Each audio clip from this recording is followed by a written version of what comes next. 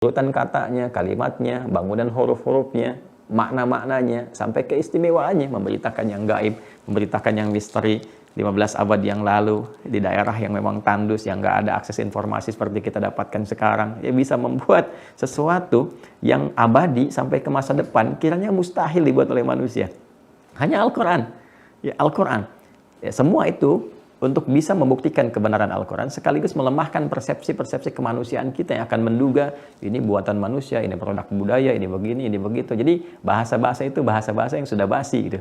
Jadi kalau ada orang sekarang mengatakan ini produk budaya, ini rekayasa, ini buatan Nabi Muhammad, itu ketinggalan zaman. Karena 15 abad yang lalu sejak Quran diturunkan sudah ada tuduhan itu dan tidak bisa dibuktikan.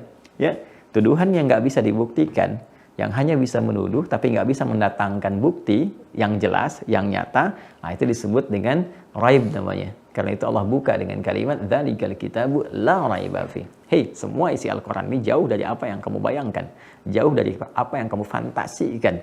Ya kan? Ini semua nggak ada kaitan dengan tuduhan kalian yang tanpa bukti itu. Kalian meragukan dengan menuduh, sudah ragu, nuduh tapi nggak datangkan bukti, kata Allah. Ya? Nah, karena itu kita itu diminta sebelum kita benar-benar ya, menjalankan dengan sempurna berkehidupan untuk mengenal Rabb kita, mengenal Allah Subhanahu wa taala. Sudah yakin, kenal petunjuk kehidupan kita. Sudah tahu semuanya itu, sekarang kita jalani. Nah, kalau kita sudah yakin dengan Allah, yakin dengan Al-Qur'an, kan mulanya yakin dulu, iman dulu. Kalau nggak iman baca Qur'annya ya nggak akan maksimal. Nggak akan ada petunjuk kemudian kita bisa kerjakan, kita lakukan. Nah, ini sekarang persoalannya, apakah semua orang-orang Islam saja dalam tanda petik ya, apakah semua orang Islam tuh baca Qur'annya pakai iman nggak? Ini masalahnya. Iman itu kan yakin tanpa ragu. Ketika dia baca, dia harus yakin. Gak boleh ada ragu sedikit pun. Ketika yakin itu ada, nanti ada cahaya dalam jiwa kita. Nur namanya. Nuruhum yas'a baina aydihim wa bi aymanihim. Kan? Cahaya iman itu akan membimbing dia bagaimana memahami bagian-bagian dari Al-Quran, firman-firman Allah Subhanahu wa taala. Nanti dibimbing dari bagian-bagian untuk jadi hidayah, jadi hudan dalam dirinya untuk berperilaku. Ketika berperilaku ini didasarkan pada iman, disitulah cahaya Allah diturunkan untuk memberikan ya apa-apa yang dijanjikan oleh Allah Subhanahu wa taala. Kan Allah berjanji kalau kamu kerjakan begini, Allah akan arahkan seperti ini. Kalau kamu lakukan ini, Allah akan berikan seperti ini. Ya, itu konsepsinya. Nyata kok dibuktikan 15 abad yang lalu bagaimana orang tinggal di tempat yang tandus, gak ada peradaban, pengetahuan tertinggal, ya kan? Semua serba terbelakang, ya, segala perilaku menyimpang, macam-macam banyak sekali sehingga disebut dengan jahiliyah.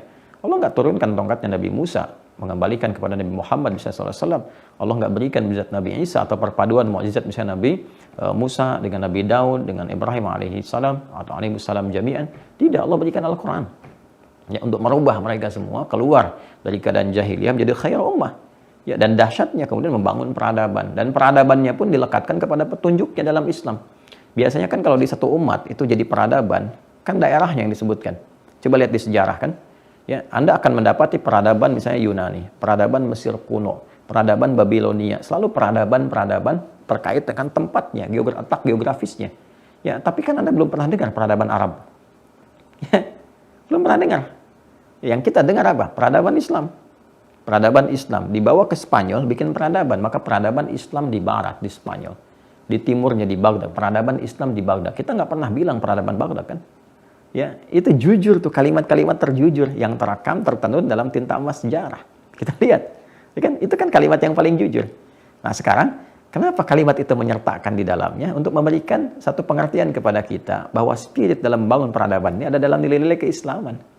Ya, yang tidak malu kita katakan, bahkan Barat pun belajar, yang saripatinya dibawa untuk mengembangkan dan memajukan Barat.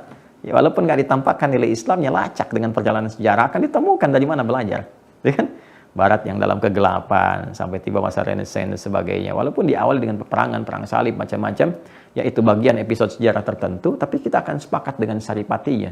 Apa itu? Bahwa semua kemajuan-kemajuan yang diraih oleh Barat akarnya mengakar pada pembelajaran dari peradaban Islam. Dan sejarawan Barat mengakui, ya sangat aneh kalau ada orang-orang orientalis sekarang mengatakan nggak ada hubungan, itu kurang baca gitu. Kurang baca dan kurang minum susu gitu. Jadi kalau kita telusuri sampai ke ujungnya, kita akan temukan akarnya. Nah, jadi pada puncaknya adalah Al-Quran membangun peradaban. Al-Quran mengarahkan pada kemajuan dan berkehidupan yang berkemajuan. Jadi semua itu tertata pola dalam kehidupan kita. Nah, saya ingin mengawali ini semua dengan apa yang tadi saya sampaikan sampai ke detik terakhir ini untuk memberikan satu motivasi, kekuatan, semangat, dan kepercayaan diri yang tinggi untuk berinteraksi dengan Al-Quran.